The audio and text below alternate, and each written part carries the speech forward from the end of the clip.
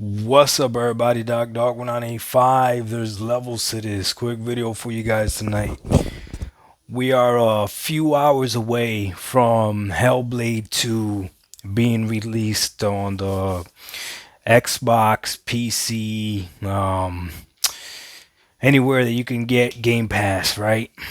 And I gotta be honest with you. I think the Xbox community has learned from the mistakes that were made with Hell with Redfall and the mistakes that were made with Starfield with overhyping some things. There's people right now that have had the game, that have had a chance to review the game, and even with Starfield, I don't know if you guys remember, there was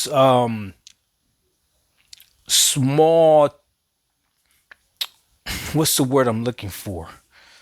Small tidbits that were thrown out there to let us know that the game was really good from the people that were playing it. The people that got to play early really liked Starfield.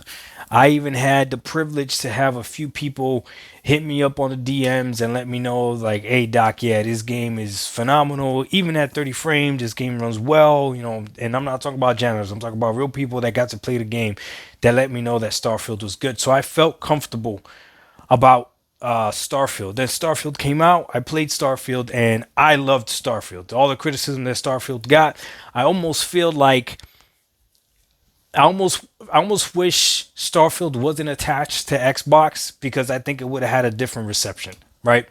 But that's neither here nor there. It is what it is. Water under the bridge now. But Hellblade 2, I'm not receiving that same type of information that I did with Starfield, and I'm not seeing it the exact same way. The people that are talking mostly about the excitement about about Hellblade 2, are people that have that from what I can tell haven't really played it yet, don't really have it. Now, maybe that's good. Maybe people have learned that, you know what, I'm not gonna overhype it until it comes out, and once it comes out, I'm gonna let you know. I'm gonna drop my review because there are people sitting on their review ready to drop the review, and I'm gonna let you know what this game is all about. And here's the thing about Hellblade 2 that is phenomenal. You can decide if you want to wait for those reviews to come out. You can, or you could go ahead and have access to the game for $10.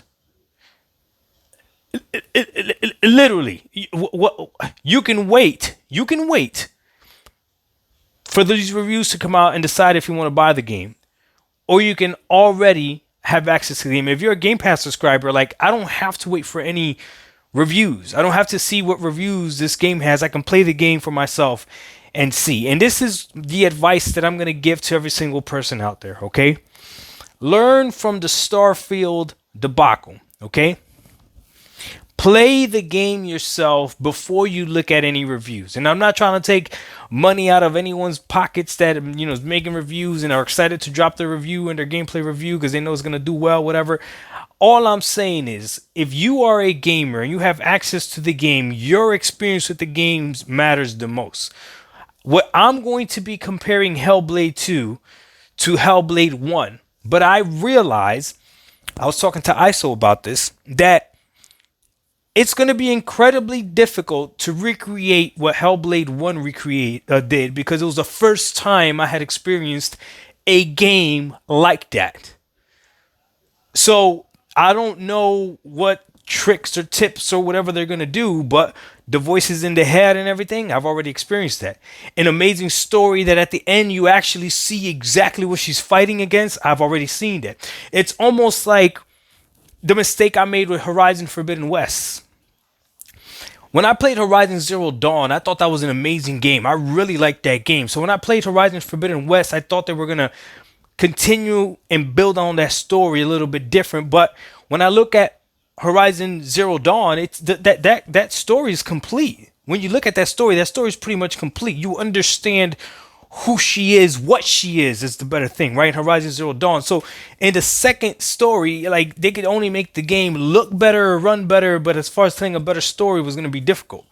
That's almost the same way I feel about Hellblade, that's the only thing that scares me a little bit, is are they going to be able to tell or give you a different experience better than what they did the first time? Another example I'll give you is this. Before I played Starfield, the game that I played that people told me was kind of like Starfield and I should play, there was a few games. It was between Skyrim, Fallout 4, or Fallout 3. But I decided to play Fallout 3.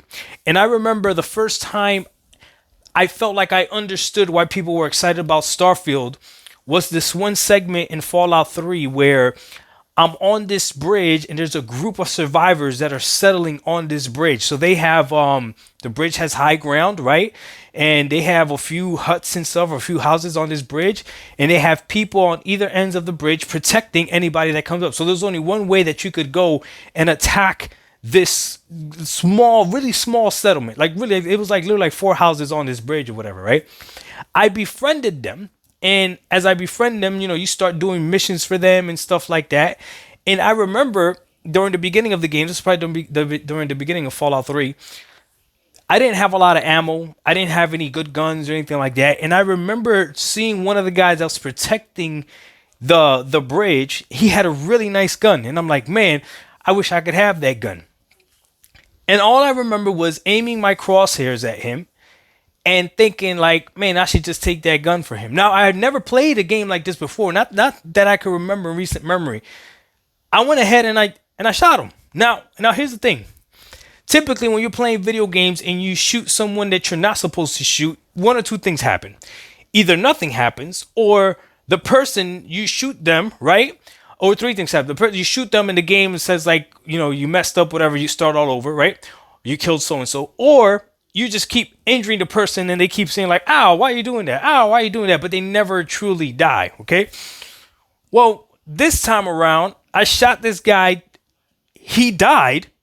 I was able to take his weapon, and now I had the gun that I wanted. But then there was consequences to it. Everyone that was on that bridge in that settlement turned on me. And the missions that I had that I was supposed to do that I thought were to continue the game no longer mattered, and I had to defend myself, and I literally ended up killing everybody that was on that bridge. Everyone's dead, gone. And I remember sitting there like, did I just break the game? No, I didn't. It's just you could play the game that way. And that's when I realized that when you're playing this game, Fallout 3, if you played it and I played it, we had different experiences depending on what you chose. Right? I think one of the biggest thing is Nuketown. Some people destroyed Nuketown. Some people let Nuketown live. Some people killed the mayor and went in cahoots with the guy that wanted to kill the mayor. Some people let the mayor live. So it's like literally, it's all the same story at the end. You're still trying to find your father, right? But the way you went about it were very, very different and created very different storylines. And that to me blew my mind. And I understood, okay, the excitement of Starfield, because now it's a different story with a whole bunch of different scenarios and all that other stuff. Okay. Now, I don't know if Starfield was able to capture that the way that Fallout 3 did. I've never played Fallout 4, so I don't know if Fallout 4 was able to capture that as well. But I do know this. I know that Hellblade, the first one, for all of us that played it and finished it, right? Because it's not a game for everyone. That's the thing. Hellblade is not a game for everyone.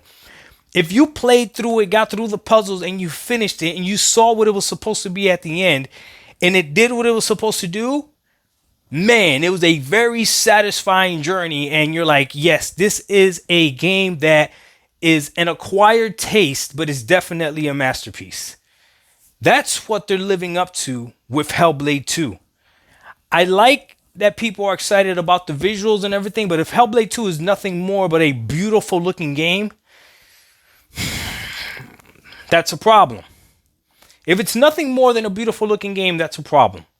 I hope they can tell that story. Another game that I would tell you did very well in the sequel would be A Plague Tale Innocence and A Plague Tale Requiem. A Plague Tale Innocence got me to believe the story, got me to enjoy the character. When I realized the power that he had, and I was excited to see how the story developed. And then when you get to the second game, the ending of that game is just phenomenal. Like I think it's it's amazing the way they told that story of A Plague Tale Requiem. So that's a sequel that they went ahead and they built on that was great when it comes to a game about storytelling. You know, when you're telling when the game is just based off of gameplay and stuff like that, I think that's easier to do because the second game you can just build on gameplay mechanics and stuff like that. But when a game is built off of story, right? That's where, it can get difficult. I haven't played The Last of Us 2 yet. I've only played The Last of Us 1, and that's an amazing story. So maybe you guys can let me know if The Last of Us 2 was able to give you a better feeling than The Last of 1. Did it live up to what The Last of Us 1 was? I don't know. You guys let me know. Hellblade 2 is a few hours away. And to me, the reviews don't matter because I'm going to get to experience the game myself. To me, running at 30 frames on the Xbox Series X no longer matters because I'm going to play it on PC. And I'm going to be honest with my audience. I'm going to be honest with you guys, okay? If there's anybody out there that's telling you that 30 frames per second is okay and they're going to turn around and play it on PC, that's kind of dirty. So I'm going to say this to you. If you have been saying that 30 frames per second on the Xbox Series X is okay, you should play the game at 30 frames per second. Don't play it on PC. Why would you? You said it's okay at 30 frames per second. So why would you? I don't get it. I'm not okay with 30 frames per second for this game because there is combat in this game and there's not a lot of combat in Hellblade, but when there's combat, why wouldn't you want the best type of combat? Like that doesn't make sense to me. I'm going to play it on PC. Hellblade just has to look good enough. Hellblade is about the story and the feeling that the game gives you. The atmosphere that the game creates. If Hellblade 2 can do what Hellblade 1 did, it'll be successful. But you and I both have a very low entry to be able to play this game. A lot of people out there are going to tell you, go ahead, buy and support the developer. Listen to me. Play this game whatever way you want to play it. Microsoft is allowing you to play this game for $10 a month. Play it. The game is not that long. $10, you could probably beat the game. Play it. I would argue that you spending $10 but actually finishing the game, and if we get the percentage of the game completed higher than 12%, which is I think what the first one got or whatever, I think that would mean a lot more to the developer. I think that would. They already got their money from Microsoft. Don't worry about it. But it is what it is. A few hours away from Hellblade 2. Let's see what it is, man. I'm not worried about the reviews. I'm going to get to try the game myself, and I suggest you do the same thing. I'm excited. I'm nervous because Hellblade 1 was a masterpiece. Let's see if they could do it again. Doc Dog 1985. There's levels to this. We out. Peace.